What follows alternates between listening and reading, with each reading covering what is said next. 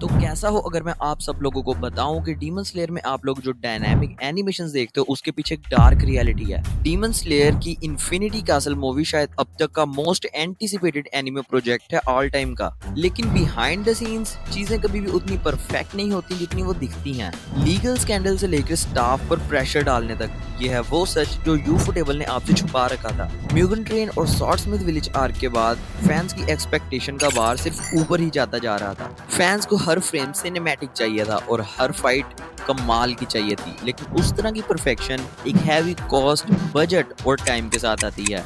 और सबसे ज्यादा जरूरी, जो टीम इन सब के पीछे हो। यूफोटेबल सिर्फ एनिमे नहीं बना रहा, वो एक्सपीरियंस क्राफ्ट कर रहा है, लेकिन इसका ये भी मतलब है कि उससे लोगों की एक्सपेक्टेशंस पर पूरा उतरने के लिए अपने एनिमेटर्स पर काफी ज्यादा लोड डालना पड़ता है। जैसा कि यूफोटेबल को एक धांसू एनिमेशन कंपनी के नाम से जाना जाता है, कई फैंस को ये नहीं पता कि उनकी प्रोडक्शन का शेड्यूल काफी ज्यादा टाइट होता है। कई इनसाइडर्स ने ये रिपोर्ट की है कि उनसे लेट नाइट तक वर्क करवाया जाता है, उन्हें अनरियलिस्टिक डेडलाइंस मिलती हैं और रेस्ट बिल्कुल ना होने के बराबर है।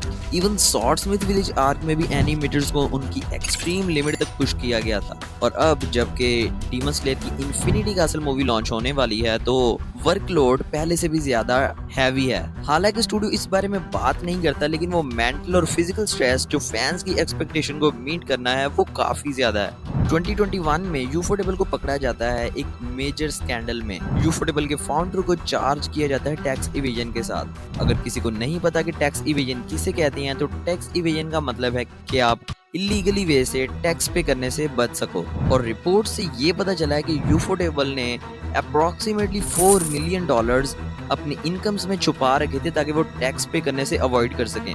लेकिन यूफोटेबल ने अपना फाइन पे किया और एनिमे की प्रोडक्शन जारी रखी। और इसके बाद काफी क्वेश्चंस रेज हुए, जैसे यूफोटेबल का स्टूडियो कितना स्टेबल है डीमन स्लेयर की सक्सेस के पीछे। इसके बाद भी फैंस ने यूफोटेबल को सपोर्ट करना जारी रखा, लेकिन अपने आप को दोबारा प्रूव करने का प्रेशर अब पहले से भी ज्यादा था। हर डायनामिक फाइट सीन के पीछे एक एग्जॉस्टेड एनिमेटर की एफर्ट है। और रिपोर्ट से ये पता चलता है कि एनिमेटर्स को काफी देर तक काम करने के लिए कहा जाता है और काफी कम पेमेंट दी जाती और उन्हें कोई भी रिकॉग्निशन नहीं मिलती। फॉर्मर स्टाफ ने एनोनिमसली रिवील किया है कि उनके ऊपर वर्कलोड कितना ज्यादा दिया जाता है, specially big arcs like Mugen train arc और स्वॉर्डस्मिथ विलेज आर्क। और जबकि अब डीमन स्लेयर की इन्फिनिटी कैसल मूवी आ रही है, तो अब तो वर्कलोड बहुत ही ज्यादा होगा। लेकिन मुझे बहुत ही ज्यादा अफसोस के साथ कहना पड़ रहा है कि उनमें से ज्यादातर एनिमेटर्स अनसीन और अनहेयर्ड रहते हैं। जैसा कि अगर मैं आपसे ही पूछूं कि आप कितने एनिमेटर्स को जानते हैं जिन्होंने डीमन स्लेयर की प्रोडक्शन में